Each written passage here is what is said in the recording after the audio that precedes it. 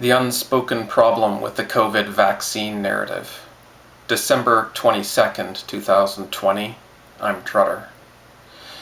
We're told about 80% of the world's population needs to be injected with Pfizer or Moderna's technology in order to curb the pandemic via herd immunity, which basically just means enough people are immune to a virus that an outbreak loses steam. Even if 70% would be enough, is there realistically any way we could get there?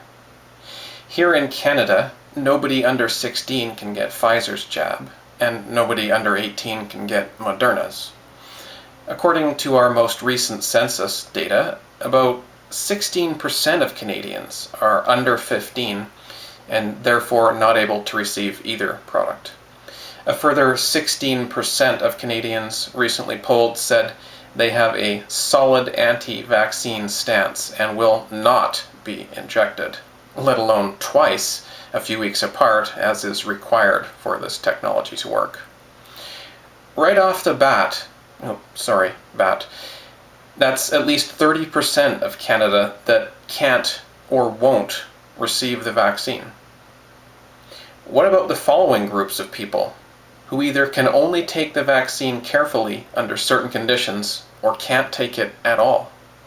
Anyone who has ever received another COVID vaccine, anyone who has recently received any other vaccine, religious exemptions, including various groups of Muslims, Jews, and conservative Christians, anyone with compromised immune systems, and that is a massive group of people, anyone with autoimmune conditions, and that is another massive group of people, anyone currently infected with SARS-CoV-2, anyone recently exposed to someone with SARS-CoV-2, anyone who is breastfeeding, lactating, pregnant, or who may become pregnant, anyone who has taken any other antibody therapy for COVID, such as convalescent plasma, anyone with a history of Guillain-Barré syndrome or Bell's palsy, or falling unconscious at the sight of needles, blood, pain, etc., or anyone with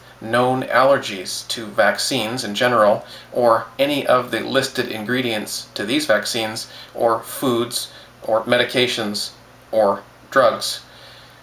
You get the idea. So there's literally no possible way to reach anywhere near 70% of the population injected. Probably not even anywhere near 50. And that's all before considering an additional 38% of Canadians polled said they intend to sit on the sidelines for a while to see how things go. And even more who are totally undecided.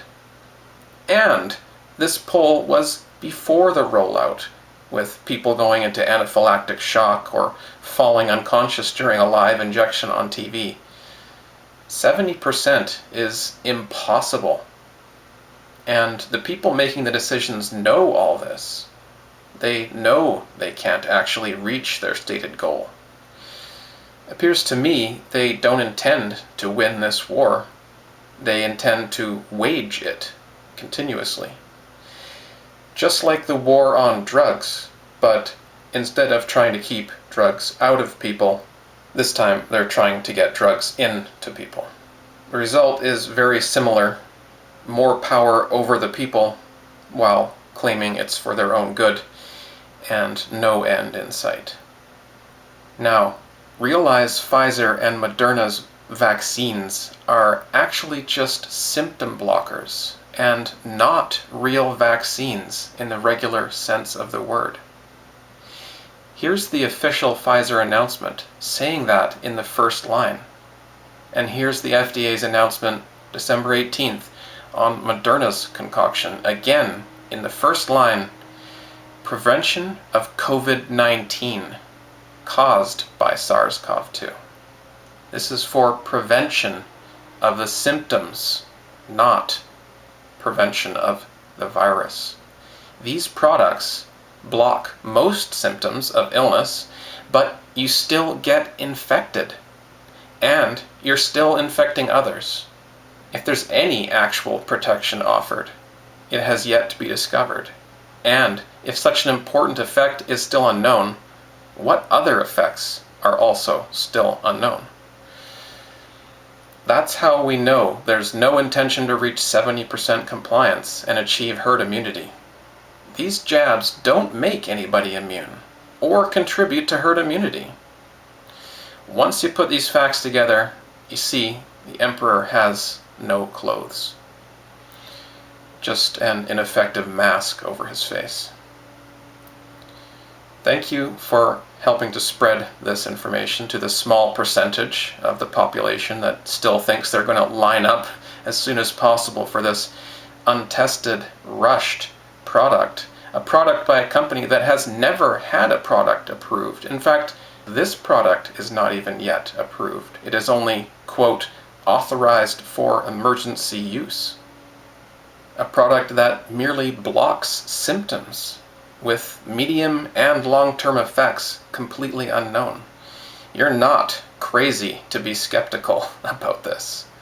There's a lot more of us than they're admitting.